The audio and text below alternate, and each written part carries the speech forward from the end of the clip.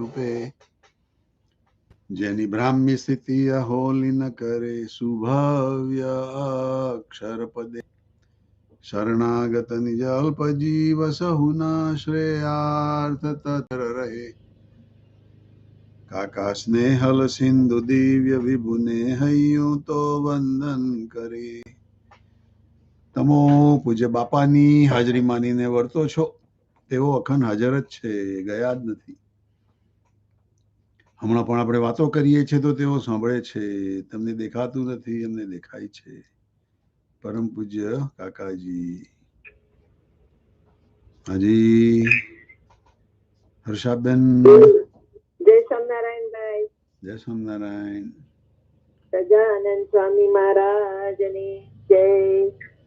ટ્રાન્સેન્ડેન્ટલ knowledge, પાના number 191, પ્રકરણ 167, પૂંજા ડોડિયા.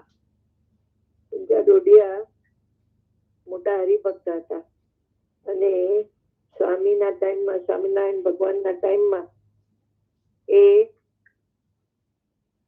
ભગવાનની ખૂબ જ આસ્થા રાખતા હતા. અને આપણે એમની કથા વાર્તા સાંભળશું.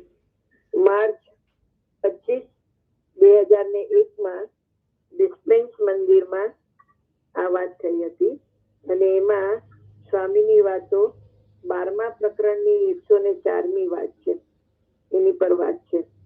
સજાનંદ સ્વામી મહારાજની જય. ધાર્યા સર્વોપરી જીવ રમઈ, સાધર અક્ષર બ્રહ્મ સમ, સાધુ સર્વદેશીય ધૈર્ય અવિચ, દ્રષ્ટિમયી છે સંબંધ, સાધુ સંગે અહો મૈત્રી અનુપમ, ભક્તો તણા શૂરદમ, સાક્ષાત કાકા સ્વરૂપ દિવ્ય મૂર્તિ, દિનકર ભાઈ નમન, હૃદય કરું તમને નમન. સજાનંદ સ્વામી મહારાજ જય. સ્વામિનારાયણ હરે. મૂળ અનાદિ મૂળ અક્ષર મૂર્તિ ગુણાતીતાનંદ સ્વામીએ વાત કરી. પ્રકરણ 12ની 104મી વાત.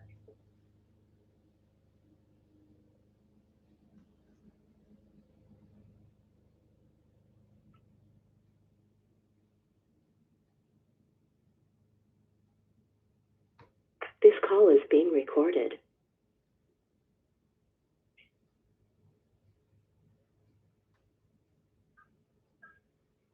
સ્વામિનારાયણ હરે.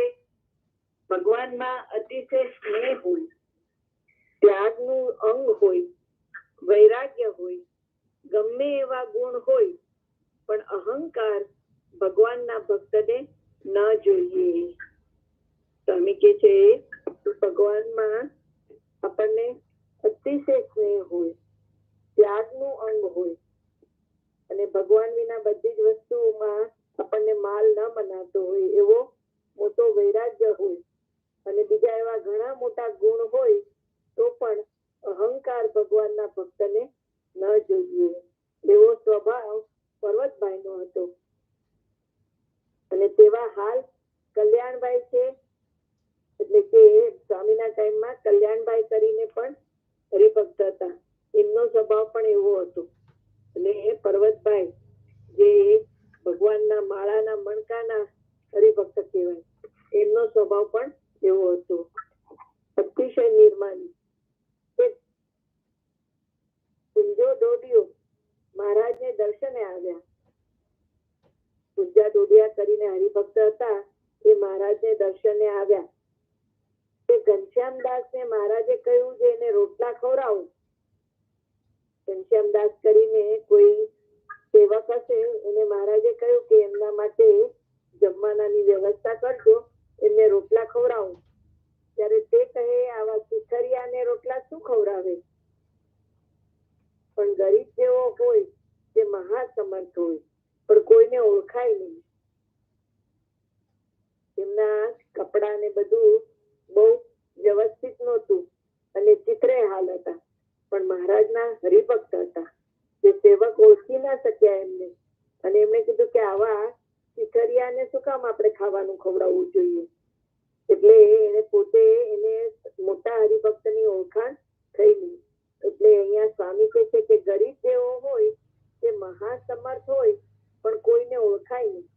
તે ઉપર વાત કરી કે અખો જેવા તેવા લુગડા પહેરીને હવેલીમાં ગયો તો પેશવા ન દીધો, પછી સારા લુગડા પહેરીને ગયો ત્યારે પેશવા દીધો. સ્વામી ઉપર એક વાત કરે છે કે અખા કરીને એક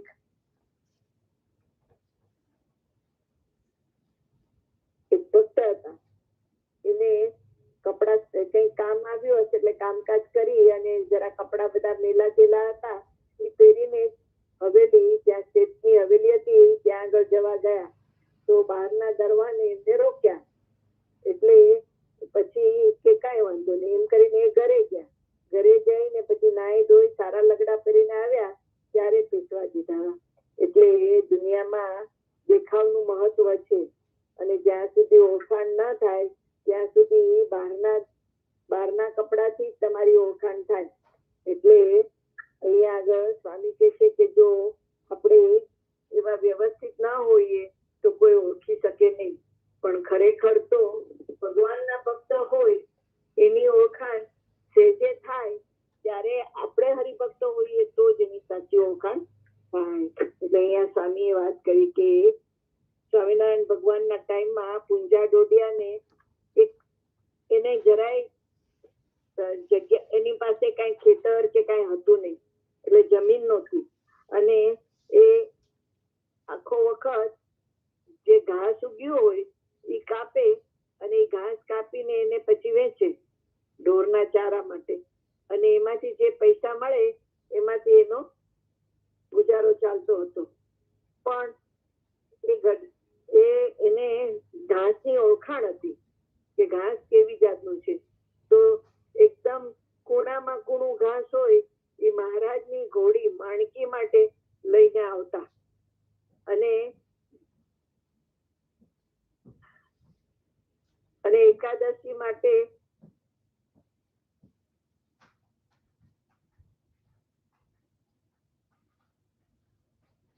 હંમેશા આવું સરસ કૂણું કૂણું ઘાસ માણકી માટે લઈને આવતા. એક વખત ભગવાને એ ઘાસ લઈને આવ્યા ત્યારે મેલા ગેલા કપડામાં આવ્યા હતા અને ઘનશ્યામદાસ કરીને જે બીજા સેવક હતા એમને કહ્યું કે ડોડિયાને જમાડીને, પૂંજા ડોડિયાને જમાડીને મોકલજો. તો પેલા સેવક કે મહારાજ આવા તો ઘણા બધા અહીંયા આવે છે ભિખારા જેવા, એને શું ખવડાવવું? પણ એ ઘનશ્યામદાસ પૂંજા ડોડિયાના કપડા અને એ જોયા, એ જોઈને એનું પરિમાણ કરી લીધું.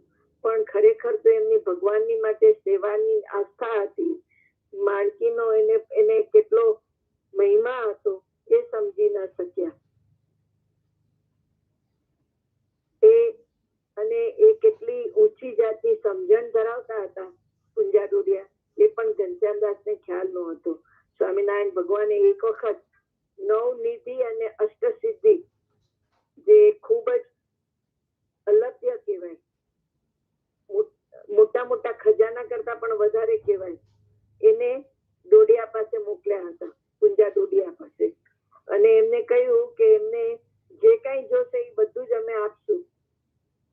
પણ એ સિદ્ધિઓને જોઈ અને ડોડિયાએ કીધું કે મારા ભગવાન છે એ બધું મારું પૂરું પાડે છે, મારે તમારી કઈ જરૂર નથી. એટલે મારે જે કઈ જોતું હશે એ મારા ભગવાન પૂરું પાડશે, મારે અષ્ટસિદ્ધિ કે નવનિધિ નથી જોઈતી. આમ જયારે આ બધા જે દેવતાઓ આ બધો ખજાનો ને બધું લઈને આવતા હતા તો એ ગામના માણસોએ બી જોયું અને ગામના જે રાજા હતા એને પણ જોયું. એટલે એને તપાસ કરાવી કે આ શું થયું. તો એને ખબર પડી કે દેવતાઓ આટલો બધો ખજાનો લઈને પૂંજા ડોડિયા પાસે આવ્યા હતા, પણ પૂંજા ડોડિયાએ એ લોકોનું કાંઈ લીધું નહીં. અને એ લોકોએ કીધું કે મારે તો મારો આશરો ભગવાનનો જ છે, સ્વામિનારાયણ ભગવાન સિવાય બીજા કોઈ ભગવાનને હું ઓળખતો નથી. જયારે ગોપાળાનંદ સ્વામીને આ વાતની ખબર પડી તો એમને થયું કે એમણે પણ કહ્યું કે પૂંજા ડોડિયા ભલે ગ્રહસ્થ છે પણ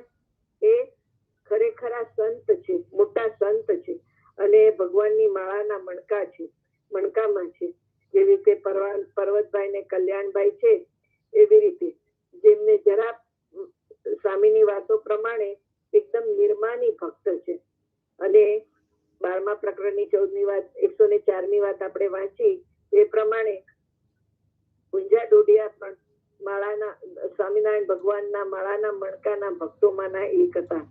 સ્વામિનારાયણ ભગવાન જયારે ધામમાં ગયા ત્યારે સ્વામિનારાયણ ભગવાનનો વિયોગ પૂંજા ડોડિયા સહન કરી શક્યા નહીં અને એમના ગળેથી અન્ન પણ ઉતર્યું નહીં અને એ પણ ધામમાં ગયા. એટલે પૂંજા ડોડિયા જેવા મોટા મોટા હરિભક્ત હોય, જે દેખાતા હોય સામાન્ય કપડામાં, પણ એમનું જે વર્તન, એમની જે ગરિમા, એમનું જે ગૌરવ એ આપણે સમાગમે કરીને જોઈ શકીએ. એટલે આપણા સત્સંગમાં તો નાનામાં નાનો હરિભક્ત હોય એનો પણ કોઈ દિવસ અભાવ પણ ના લેવો, અપમાન પણ ના કરવું, પણ જે બની શકે એવી જે સેવા આપણાથી થઈ શકે એવી હોય એ કરવી. જેમ કે સ્વામિનારાયણ આપણે કહીએ છીએ ને કે મારી સામે આવનાર મુક્ત બ્રહ્મની મૂર્તિ મનાય, તો એવું ખરેખર આ જે સત્સંગ છે એ મહાપ્રતાપી છે. તો એમાં આપણે એવો મહિમા રાખી અને બધા જ હરિભક્તનું સેવા કરવી જોઈએ. સજાનંદ સ્વામી મહારાજની જય. જય સ્વામિનારાયણ. જય સ્વામિનારાયણ. ઓકે, કઈ પૂછવું છે આમાં? Anybody any question on this?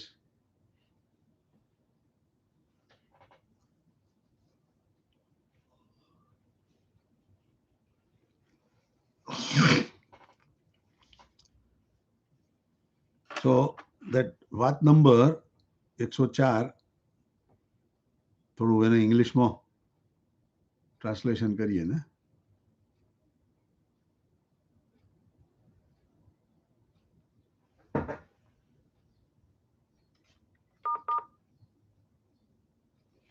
હાજી પૂનમબેન છે?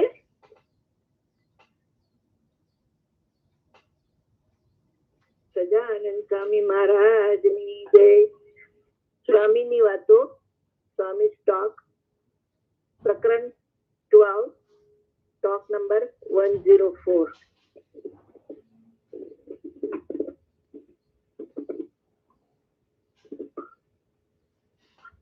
મૂળ અક્ષર મૂર્તિ ગુણાતીતાનંદ સ્વામી is saying in this talk,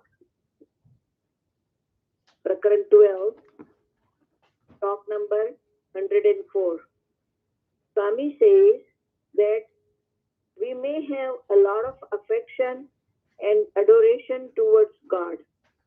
We may have left everything other than God in our life, and our style is not of getting attracted toward punctuations.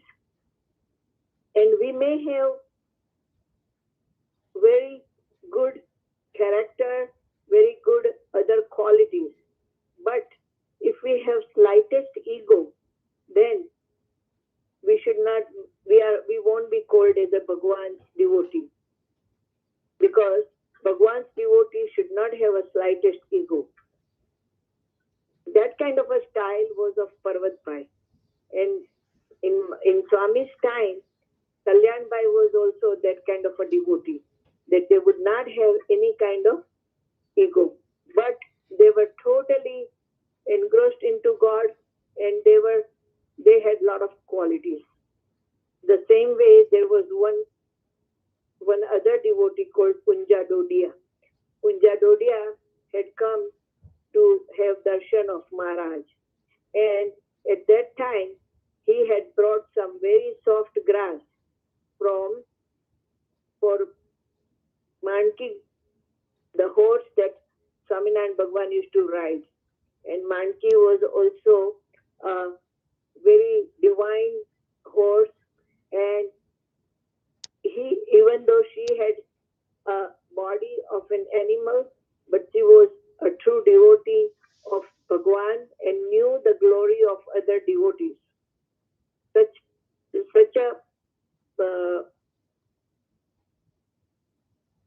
So Punja Dodia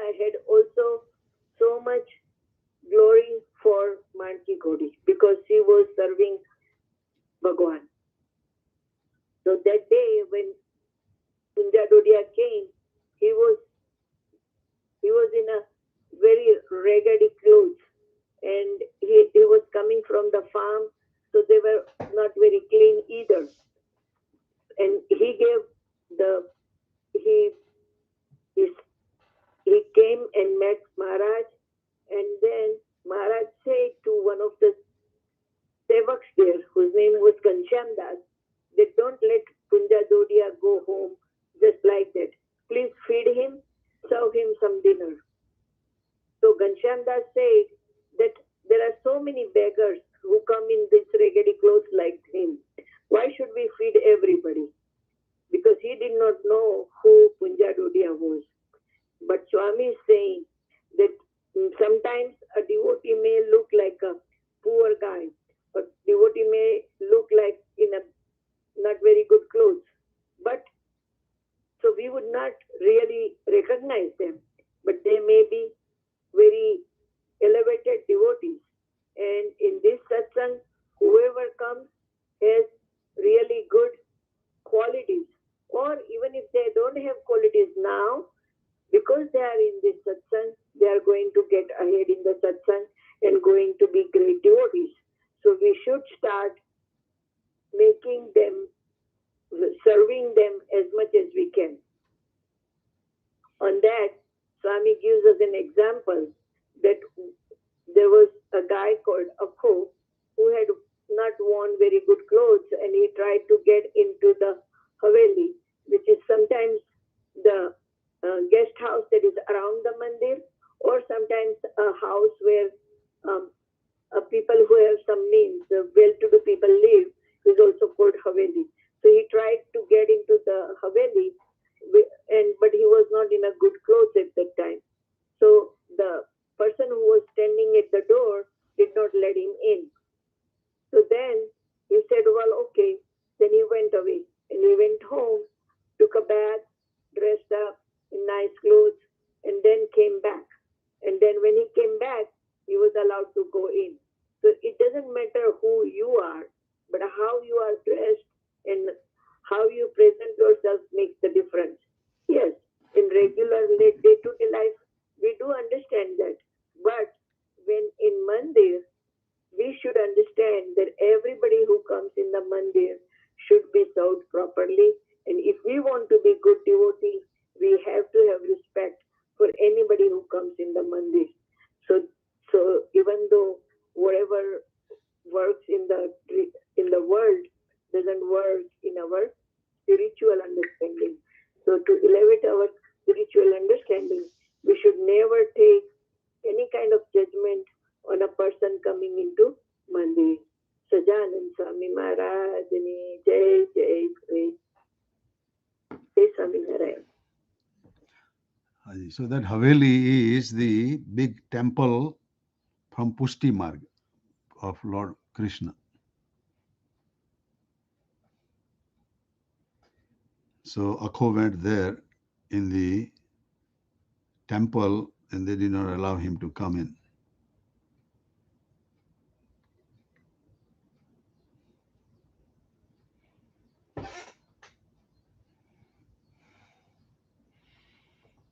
Okay, we can go to the next one.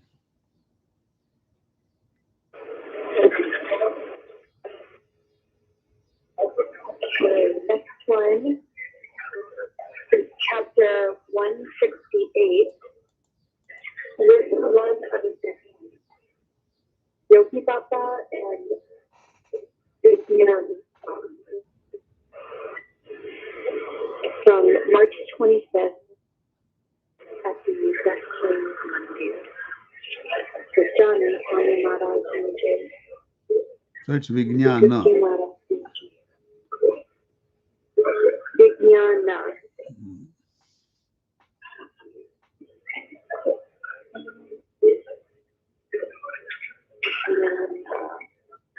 YAANA.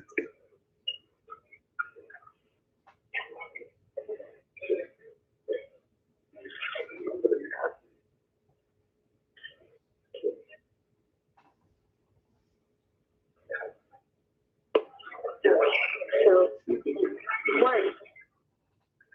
Vijnana Swami talked about ridding oneself of all addiction. So he told a devotee addicted to opium to fight his addiction and promise to never take opium again. The next day, the devotee was beyond resistance and unable to continue any longer. He implored Yogi Baba if he could have some. Yogi Baba said yes to take a little. That day in Sabha assembly, Vijnana Swami told everyone that the devotee was an example of someone ridding himself of addiction. Vijnana Swami actually was alluding to the power of his own sermon, not that of Swaminarayan Bhagwan.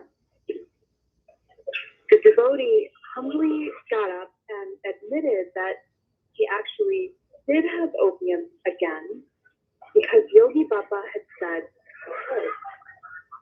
Hearing this, Vijnana Swami started abusing Yogi Baba with a stick in front of everyone.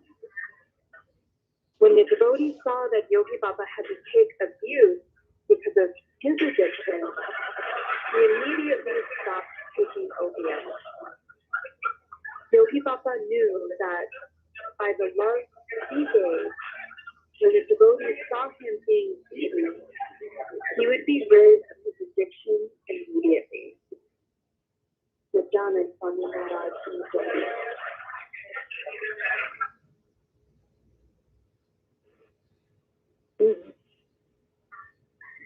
Sajanand સ્વામી મહારાજની જય. પાના number 192 પર 168મું પ્રકરણ છે. વ્યસનમાંથી આપણે મુક્ત થઈએ, આપણને કોઈ વ્યસન હોય અને એમાંથી મુક્ત થઈએ એવી આપણી સત્સંગમાં ભાવના હોવી જોઈએ. પણ આ બાબતમાં યોગી બાપા અને વિજ્ઞાન સ્વામીનો એક દાખલો છે. એક વખત માર્ચની 25મી તારીખે 2001માં there is an echo coming. Melanmin, is your computer and phone together? No, she has muted. Oh, okay. All right. Sorry. Once વિજ્ઞાન સ્વામી એટલે દેશપ્રેમ મંદિરમાં આ કથા વાર્તા થતી હતી અને વિજ્ઞાન સ્વામીએ સભામાં એવી વાત કરી કે આપણે ભગવાનનું બળ લઈ અને આપણા બધા વ્યસન છોડી દેવા જોઈએ. આવતીકાલથી બધા સંકલ્પ કરો કે આપણે કોઈને કાંઈ વ્યસન જોઈએ નહીં. અને એમ ત્યારે ત્યાં સભામાં એક હરિભક્ત હતા, એમને ત્યારે અફીણ લેવાની આદત હતી. એટલે અફીણ લીધે થઈને એને વિજ્ઞાન સ્વામીએ પાણી આપ્યું, જળ આપ્યું અને કહ્યું કે હવેથી તમે જરા પણ અફીણ લેશો નહીં. હરિભક્તએ વિજ્ઞાન સ્વામીના ભાવના જોઈ અને બળતો પેલું જળ તો લીધું અને સંકલ્પ પણ કર્યો, પણ એમનું શરીર ઘણા વખતથી અફીણના આદતમાં હતું. એટલે એને શરીરમાં જયારે અફીણ એને બંધ કરી દીધું તો એને શરીર એકદમ ખેંચાવા લાગ્યું અને તકલીફ થવા માંડી. કેમ કે કોઈ પણ જાતનું વ્યસન હોય એને એક જ દિવસમાં તમે તોડી નાખવાની ટ્રાય કરો તો શરીરમાંથી રિએક્શન આવે અને એના શરીરમાં ખૂબ જ રિએક્શન આવવા માંડ્યું. પછી તો એનાથી જરાય ઝીલાય નહીં, એનાથી સહન જ થાય નહીં અને એકદમ મરવા પડ્યા. એટલે એમણે કહ્યું, યોગી બાપા પાસે આવીને પ્રાર્થના કરી કે બાપા આમાં તો હું મરી જઈશ, મારાથી જરાય સહન નથી થતું, મને થોડુંક લેવા દો તો આ દિવસ નીકળી જાય એટલું મને લેવા દો અને પછી ધીમે ધીમે હું ઓછું કરી નાખીશ. બાપા તો ત્રિકાળદર્શી હતા. બાપા જાણતા હતા કે આ હરિભક્તની આ ટેવ છે એ છૂટે એવી તો છે નહીં, પણ છતાં પણ બાપાએ એમના પર કૃપા દ્રષ્ટિ કરીને કહ્યું કે હા, તમારું શરીર આટલું બધું તૂટે છે તો થોડુંક લ્યો, અને એમને ક્ષમતા થાય, એમને થોડીક શાંતિ થાય એવી રીતે કરી આપ્યું.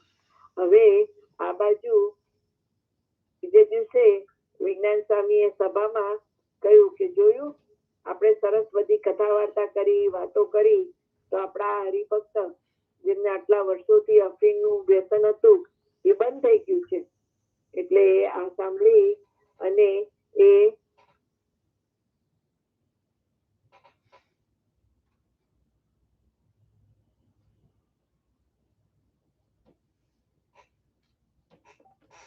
વિજ્ઞાન સ્વામીને થોડુંક એવું હતું કે મેં આટલું સરસ એમને આજ્ઞા કરી તો એમની ભાવના હતી તો આ વ્યસન નીકળી ગયું. પણ વિજ્ઞાન સ્વામીએ સ્વામિનારાયણ ભગવાનના બળની વાત ના કરી, પણ પેલા હરિભક્ત હતા એને હૃદયમાં ખટક્યું કે આ ચાલુ ખોટું થાય છે, કે ખરેખર તો મેં થોડુંક અફીણ લીધું હતું એટલે એનાથી રેવાયું નહીં. એટલે એને ઉભા થઈને પગે લાગીને વિજ્ઞાન સ્વામીને કીધું કે બાપા, મેં મહેનત તો ખૂબ કરી કે અફીણ છૂટી જાય, પણ મારા શરીરે મને સાથ ના આપ્યો અને મેં થોડુંક અફીણ લીધું હતું. તમે સંકલ્પ કરાવ્યા પછી પણ મેં થોડુંક અફીણ લીધું હતું, પણ મેં યોગી બાપાને પૂછીને લીધું હતું.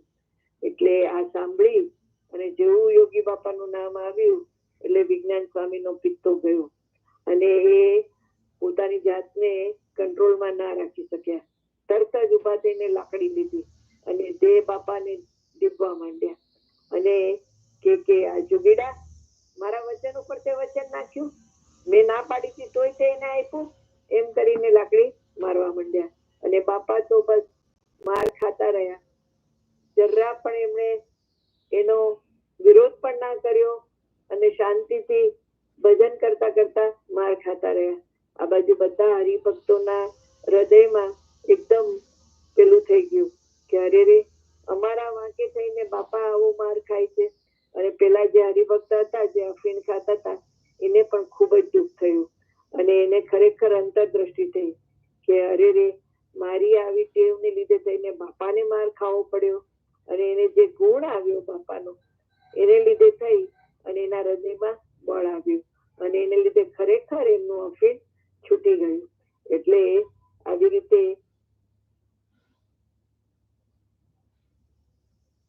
યોગી બાપાને અને એની જે આદત હતી અફીણની આટલા વખતની, એ એના હૃદય પરિવર્તનને લીધે અને એના જીવમાં બળ આવવાને લીધે, કેમ કે એને મોટા પુરુષનો ગુણ લીધો તો એની ટેવ છૂટી ગઈ અને એમને ખરેખર અંદરથી એવી ભાવના થઈ કે હો, બાપા કેટલું અમારા માટે સહન કરે છે. યોગી બાપાને પણ એવી ભાવના હતી, એવો ખ્યાલ હતો કે જો હું યોગી બાપા તો ગુણાતીત સત્પુરુષ હતા, એટલે એમની તો આખી રીત જ એવી હતી કે જે કોઈ એના સંબંધમાં આવે એના જીવને કેવી રીતે સુખ થાય, એને કેવી રીતે ભગવાન તરફ વાળવું, એ એક જ એમનું ધ્યેય હતું. પછી એમને ગમે એટલો ભીડો પડે તો એ પોતાની જાત પર લઈ લેતા અને એમનો જે અતિશય સ્નેહ હતો હરિભક્તો પ્રત્યે, એને લીધે થઈને હરિભક્તોને પણ ગુણ આવી જતો અને આમ વ્યસન જેવું વસ્તુ હતી કે જે કોઈનાથી છૂટે નહીં, એ પણ યોગી બાપાના પ્રેમ પાસે બની શક્યું. એટલે યોગી બાપાનો પ્રેમ ખરેખર હરિભક્તો માટે એવા ગુણાતીત સત્પુરુષો બધા જ છે આપણા, અને એ બધાના જીવનમાં એવો પ્રસંગ બને છે કે જયારે હરિભક્તોને જે કઈ દુઃખ આવવાનું હોય, કે હરિભક્તો કોઈ ખોટા રસ્તે જતા હોય અને એને કોઈ તકલીફ આવવાની હોય તો એ પોતાના પર લઈ લે અને હરિભક્તને દુઃખ ના આવવા દે.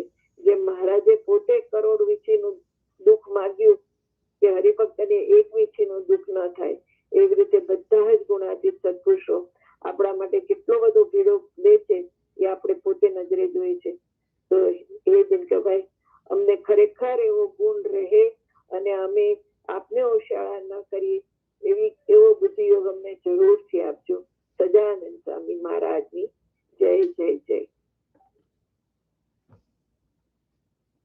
Okay, any question on that?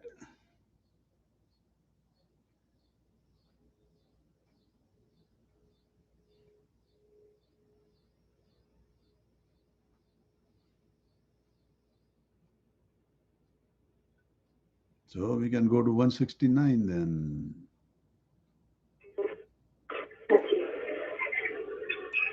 Chapter 169, Devotion and One,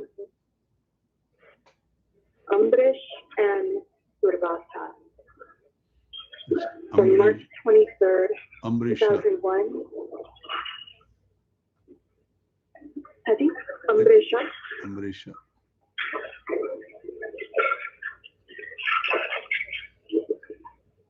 And you have Durvasa, VAASAA, right? Okay.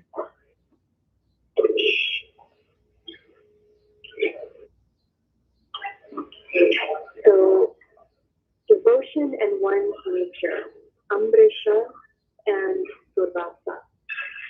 From March 23rd, 2001, at a Friday meeting. The Gita explains 9 types of bhakti, devotion, the last of which is praying to God with Atmanishta, knowing the self as separate from the gross, subtle, and causation body. King Ambrisha, performs this high level of devotion. If such regulations are not followed, bhakti can lead to an increase in Vabhava, nature. For example, because of the impurity of his method of devotion, Durvasa Rishi's anger increased. Once, Durvasa went to Ambrish's palace during a day of fasting, where only certain meals may be taken at once. Durvasa said that he would eat after returning from a bath at the nearby lake. As a courtesy, Ambrish waited for Durvasa before eating. The Brahmins in Ambrish's kingdom were also fasting, and as it took Durvasa more and more time, they began to worry that the auspicious hour of breaking the fast might pass. They requested Ambrish to place a special leaf into his mouth, thus satisfying scriptures and maintaining his own fast while he waited for Durvasa. When Durvasa returned, he heard of this and considered it a sign of disrespect. In a fit of anger, he pulled out one of his hairs and created a Kritya, demonic creature that would follow his orders. Okay. He then instructed the Kritya to kill Ambrish, who remained equally poised. However, Lord Vishnu sensed his devotee's predicament and released his Sudarshana Chakra, this weapon, and first beheaded the Kritya and then proceeded to attack Durvasa. Durvasa ran away and tried to escape the disc, but it followed him as he traveled around the whole world. He ran to Mount Kailash, where Lord Shiva resides, but Shiva told him that he was unable to help since Durvasa had committed such a grave mistake. Stricken with fear, Durvasa next implored his father, Brahma, for help.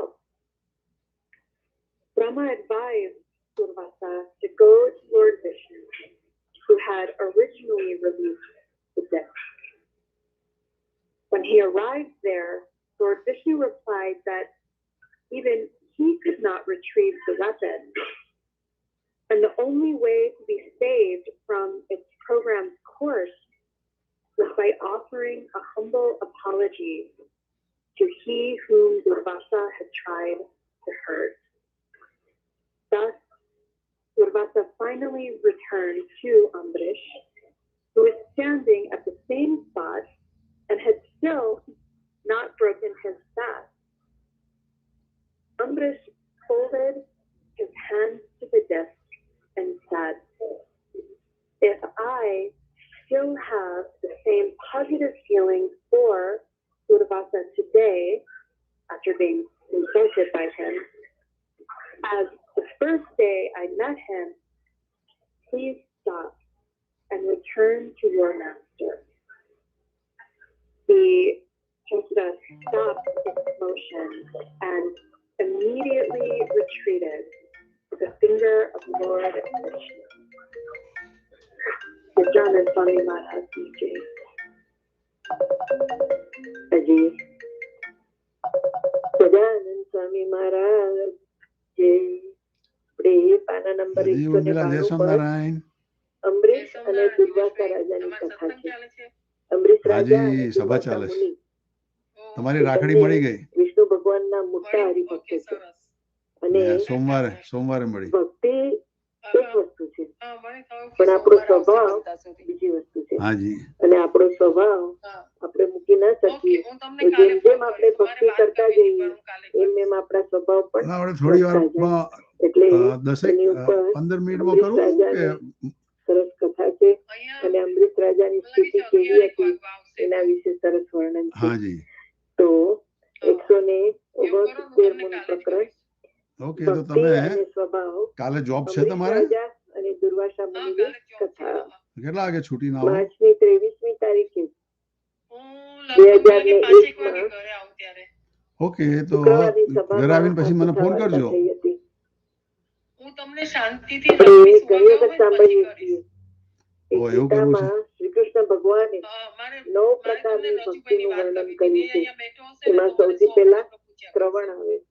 અચ્છા, તો પછી શ્રવણ એટલે કે આપણે જે કથા વાર્તા સાંભળીએ ત્યાંથી આપણા હૃદયમાં લગભગ કલાક પહેલા કરી શકો. અત્યારથી કલાક થયો એના પહેલા જુદા 9 પ્રકારની ભક્તિ. ઓકે, તો કલાક પહેલા કરજો કાલે.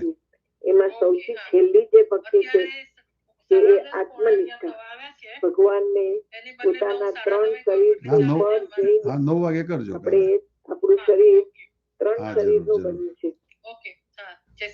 હા, સરસ. સૂક્ષ્મ અને કારણ.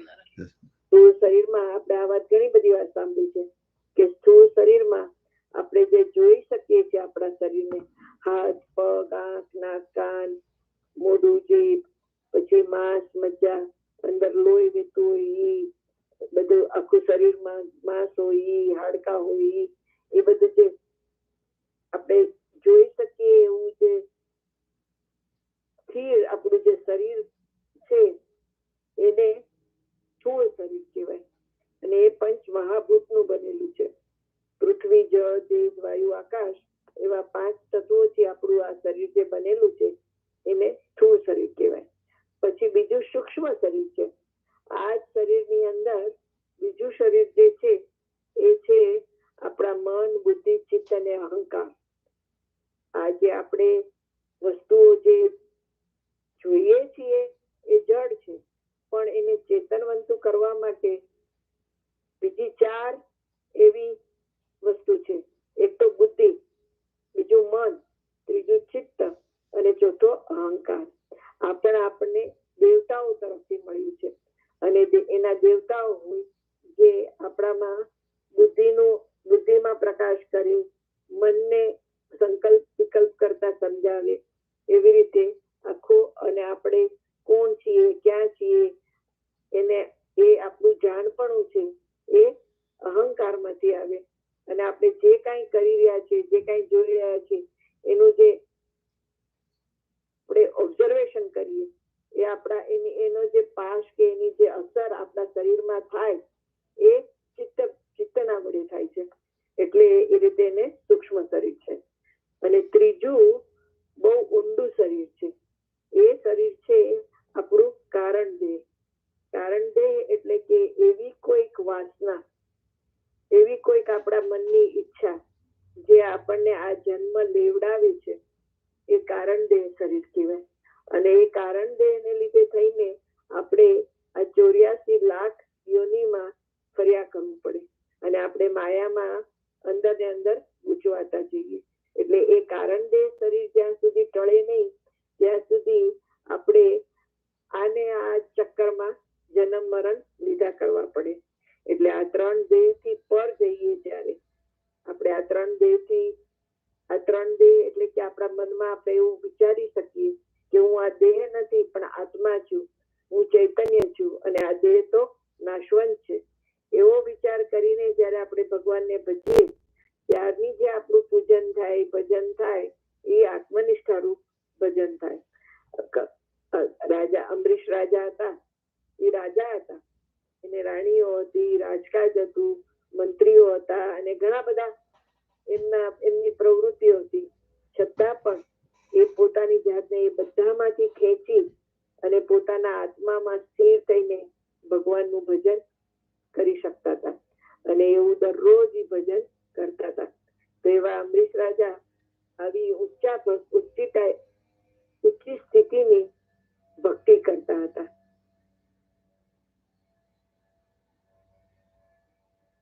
અને જો આવી રીતે ભક્તિ ના કરીએ તો આપણે જે કઈ ભક્તિ કરીએ એ ઇન્દ્રિયો અંતકરણના દેવતાઓ હોય એને એનું ફળ જાય પણ ભગવાનને ન જાય. અને સાથે સાથે એ ભક્તિ છે એ આપણી ઊંચા લેવલની ના હોય તેમાં કઈ ને કઈ ખામી રહી જાય. એટલે આ પ્રમાણે જો ભક્તિ હોય, આપણે જેટલી ભક્તિ કરીએ એનાથી આપણા આત્મામાં બળ તો મળે પણ એ જો એ ભક્તિ ઉચ્ચ કોટીની ના હોય તો આપણને આપણા જે સ્વભાવો હોય એની પણ પુષ્ટિ કરે. એવી રીતે દુર્વાસા મુનિ હતા, એ ખૂબ તપ કરતા હતા. તપ કરતા હતા એનાથી એને સિદ્ધિઓ પણ આવતી હતી પણ એમનો ગુસ્સાવાળો સ્વભાવ હતો અને એના મનમાં એક એવી સમજણ હતી કે હું ગુસ્સો રાખીશ તો હું બધાને સીધા રસ્તે ચલાવી શકીશ. એટલે એવી સેવાની ભાવના હતી પણ મનમુખી સેવાની ભાવના હતી કે હું બધાને લાઈનમાં રાખું.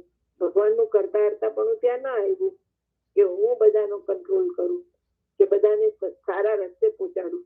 એટલે એવી એની જે ભાવના હતી એને લીધે થઈને ખૂબ તપ કરતા હતા, ભક્તિ કરતા હતા તો પણ દુર્વાસા મુનિનો સ્વભાવ વધારે ને વધારે ગુસ્સાવાળો થતો જતો હતો. એક વખત દુર્વાસા મુનિ હતા, એમણે અંબરીશ રાજાની ખૂબ વાતો સાંભળી કે અંબરીશ રાજા મોટા ભક્ત છે, પૃથ્વી પર આવી રીતે રાજા છે અને સરસ ભક્તિ કરે છે. તો એને થયું કે લાવો એની પરીક્ષા કરવા જાઓ.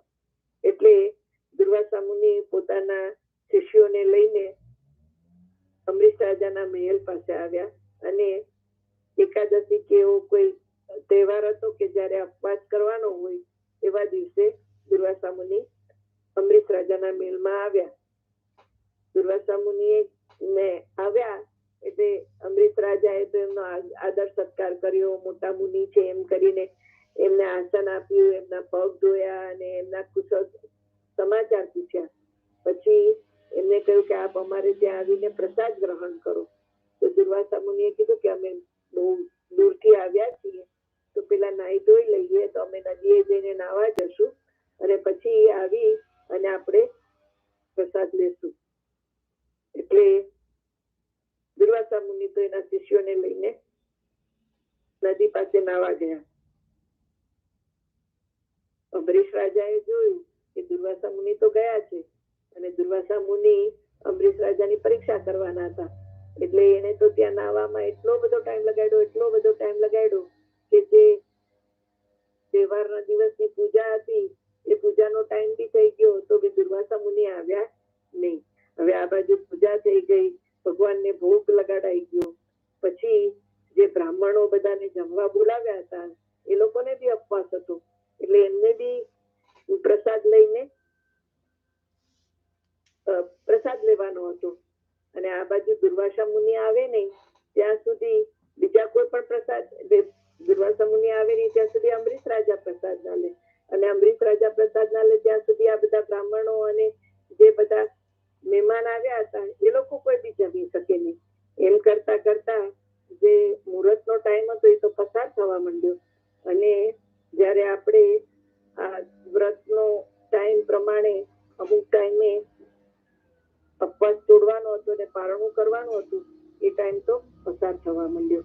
પછી બધા ત્યારે નેચરલી બધા રાજાના દરબારમાંથી એવા મોટા ઋષિ મુનિ હોય કે જે કોઈ આવો પ્રોબ્લેમ થાય ત્યારે એનો રસ્તો બતાવે.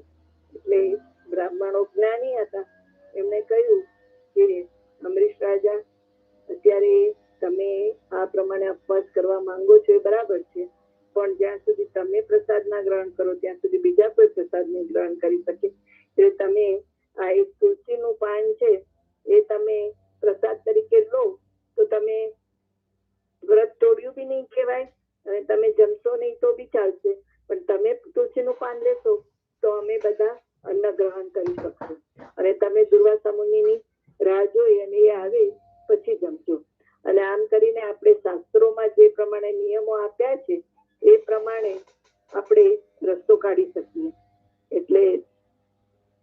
એટલે રાજાએ જોયું કે ભાઈ બધા હરિભક્તો મહેમાનો આટલા બધા બ્રાહ્મણો અને બધા રાહ જોવે છે, એટલે એમણે તુલસીનું પાન ગ્રહણ કર્યું.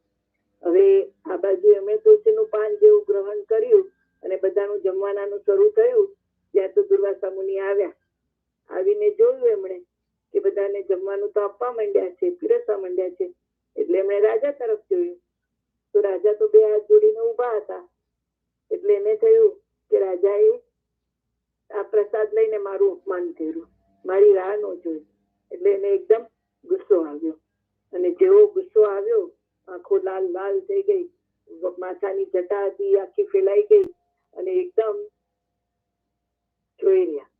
પછી એનો હાથ એકદમ એના માથા પર ગયો અને માથામાંથી એને એક વાળ તોડ્યો, અને એ વાળ જેવો એને તોડ્યો એવું તરત જ એ વાળની જગ્યાએ એક રાક્ષસી જેવી, એટલે કૃત્યા કહેવાય કે જેવી શક્તિ હોય, અને એ એકદમ ઉત્પન્ન થઈ અને એ અમરીશ રાજાને મારવા માટે તૈયાર થઈ ગઈ. હવે એ કૃત્યા એકદમ અમરીશ રાજા તરફ દોડી અને એને એટેક કરવા માંડી. અમરીશ રાજા તો પોતે હાથ જોડીને ઉભા હતા, પરંતુ આ બધું વિષ્ણુ ભગવાનની દ્રષ્ટિમાંથી બહાર નહોતું. વિષ્ણુ ભગવાનને ખ્યાલ હતો કે આવું બધું થઈ રહ્યું છે.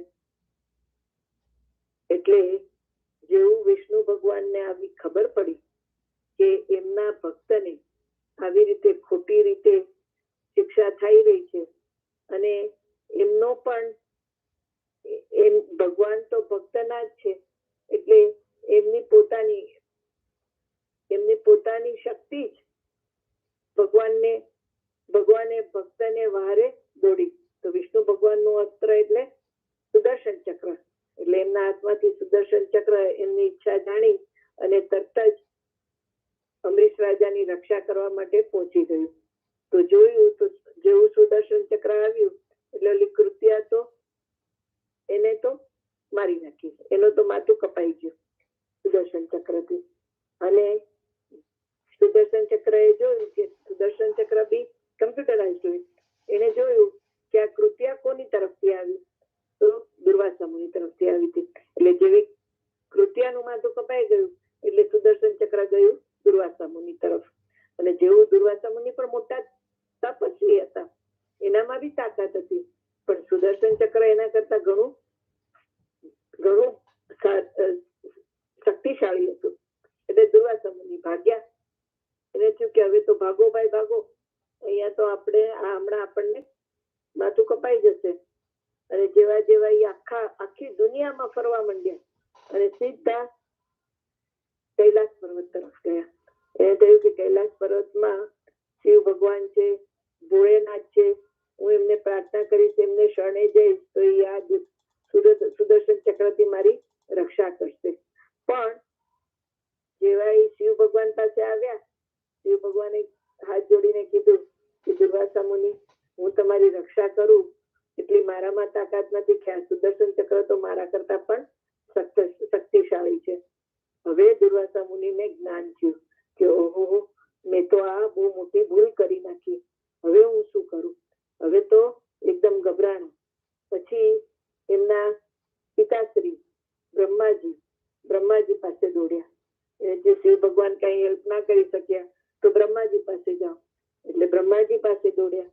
તો બ્રહ્માજી પાસે દોડ્યા તો બ્રહ્માએ પણ હાથ જોડીને કીધું કે બેટા, એમાં મારું કાંઈ ચાલે એમ નથી. તું આ શસ્ત્ર તો વિષ્ણુ ભગવાનનું છે અને વિષ્ણુ ભગવાન સિવાય કોઈ એને પાછું વાળી ન શકે. એટલે દુર્વાસા મુનિ પછી નીચી મુંડી કરી અને વિષ્ણુ ભગવાન પાસે દોડ્યા. જેવા વિષ્ણુ ભગવાન પાસે દોડ્યા, વિષ્ણુ ભગવાને કીધું કે જો શસ્ત્ર મારું છે અને એની પર મારી શક્તિ પણ છે, પણ એ શસ્ત્રને કમાન્ડ શું આપ્યો હતો કે અમરીશ રાજાનું રક્ષણ કરવું. એક વખત એ કમાન્ડ અપાઈ ગયો પછી એમાં કઈ ફેરફાર થાય નહીં. અને મારા ભક્ત છે એને કોઈ પણ ડૂબવે તો મારા હાથમાં શક્તિ રહે નહીં અને આ શસ્ત્ર એનું રક્ષણ કરશે અને હું તો એને કઈ હવે કરી ન શકું. કમાન્ડ એક વખત છૂટ્યો એટલે છૂટ્યો. તો દુર્વાસા મુનિ તો પછી વિચારવા પડી ગયા કે હવે કરવું શું. પછી વિષ્ણુ ભગવાનને પ્રાર્થના કરી કે તો હવે હું શું કરું? તો કે ભાઈ, જેની રક્ષા માટે આ શસ્ત્ર છૂટ્યું છે, અત્યારે જ્યાં સુધી એ પોતે હા નહીં પાડે ત્યાં સુધી શસ્ત્ર પાછું નહીં આવે. એટલે તમારો તો એક જ રસ્તો છે કે તમે જઈને અમરીશ રાજાની માફી માંગો અને એમને પ્રાર્થના કરો કે આ શસ્ત્રથી તમારું રક્ષણ કરે. એટલે દુર્વાસા મુનિ પાછા અમરીશ રાજા પાસે આવ્યા. અને અમરીશ રાજા તો ત્યાં જ જ્યાં બે હાથ જોડીને કૃત્યા ઉત્પન્ન થઈ, દુર્વાસા મુનિ આવ્યા હતા ત્યાં હાથ જોડીને ઉભા હતા, ત્યાં જ ઉભા હતા. ના એમને બીજું કઈ કામ કર્યું હતું કે ના એલા બ્રાહ્મણો તરફ જોયું હતું કે ના પોતે કઈ ખાધું પીધું હતું. બસ એક બે હાથ જોડીને ત્યાં ઉભા હતા. એટલે દુર્વાસા મુનિ આવ્યા અને એમને કહ્યું કે તમે મને માફ કરો અને આ શસ્ત્રને પાછું જવાની આજ્ઞા કરો.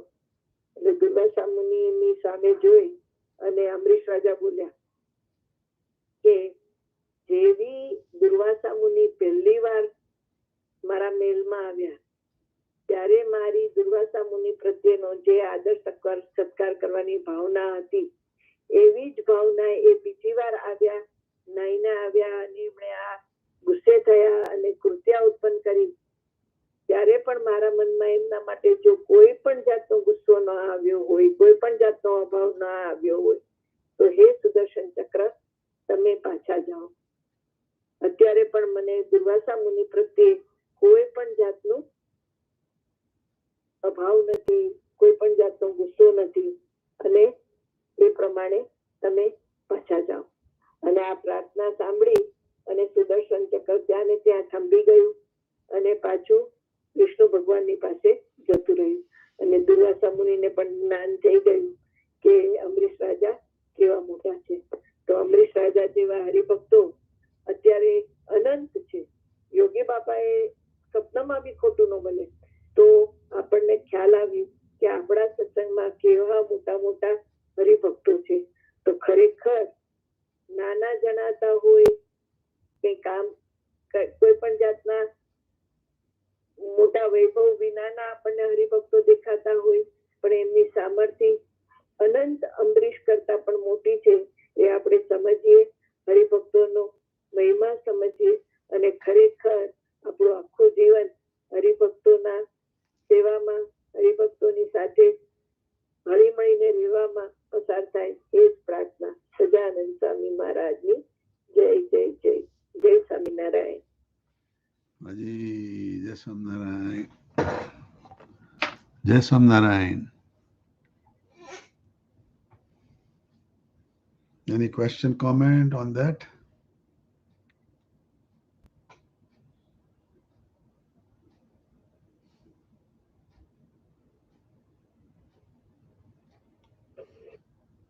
Because I have one question. Mm-hmm. paragraph, it says,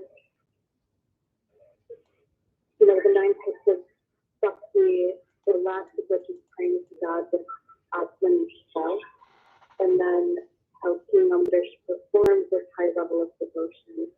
And then this next line says, if such regulations are not followed, bhakti can lead to an increase in swabhav nature. The regulation that this is referring to, if this is referring to the understanding of Atmanishta. Right. Okay. If we're not performing, we're not doing bhakti with that understanding, it can lead to an increase in swabhav.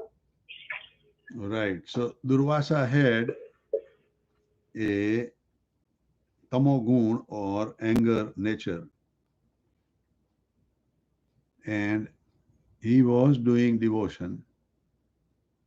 He had extraordinary attainments, but still his anger was not going away.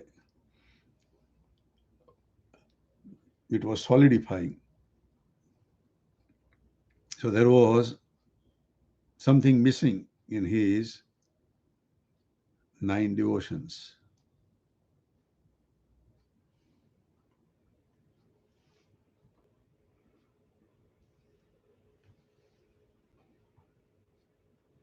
He was justifying anger. He was thinking that because I keep anger, people bow down to me, respect me, and honor me. Otherwise, they would not. So that justification was not helping him to elevate.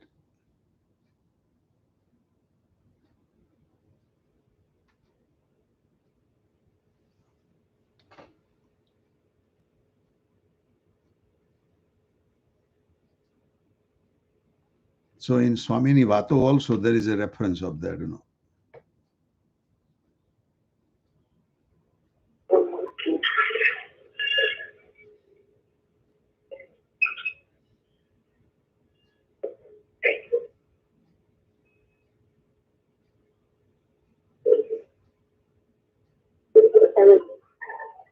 I was thinking of that Bhakti that talks about how when our inclination is being developed, then disturbances arise. Mm-hmm. Is that also something similar to this?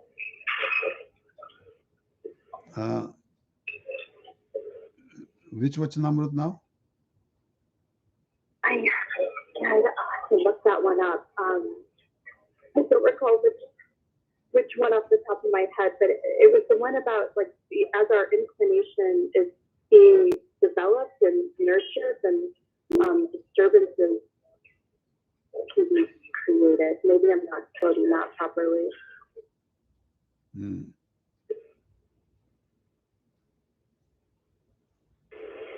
But there's a Swami Vato about this too.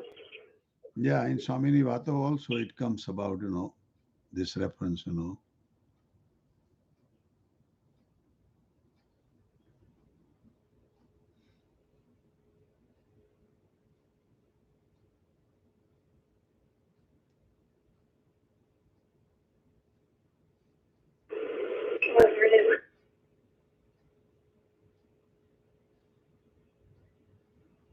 So there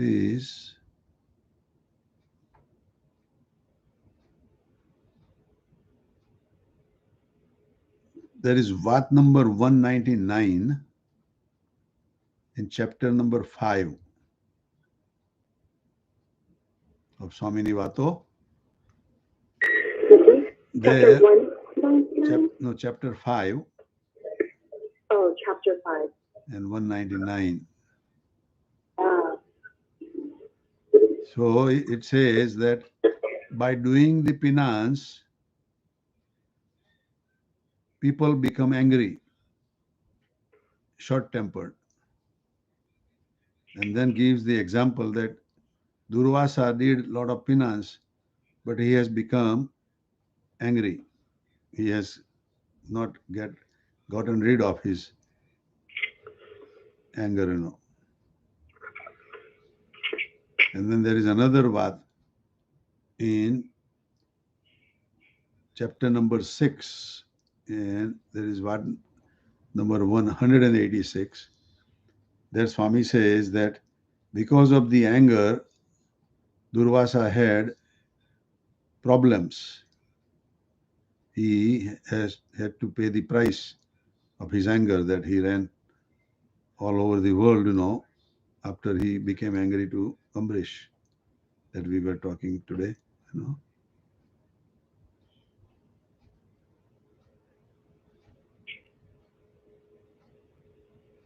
So these are some references, in Swami Nivato also.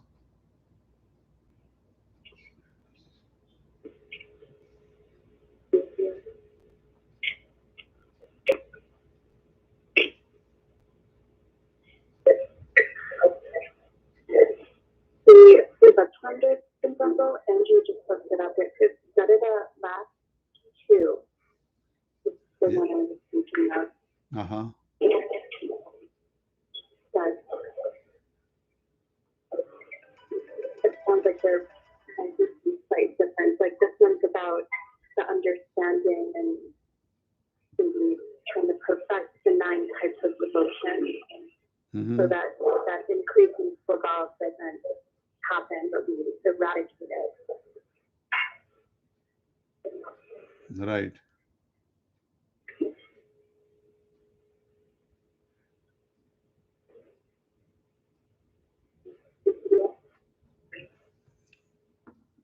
So we should not feed on our bad nature by doing these devotions. Our bad nature should be eradicated rather than supported.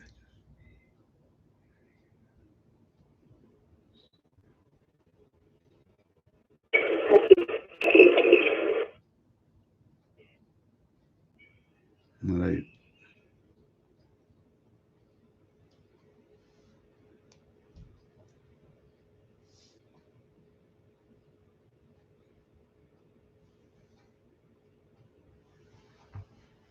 Okay, we will continue tomorrow then.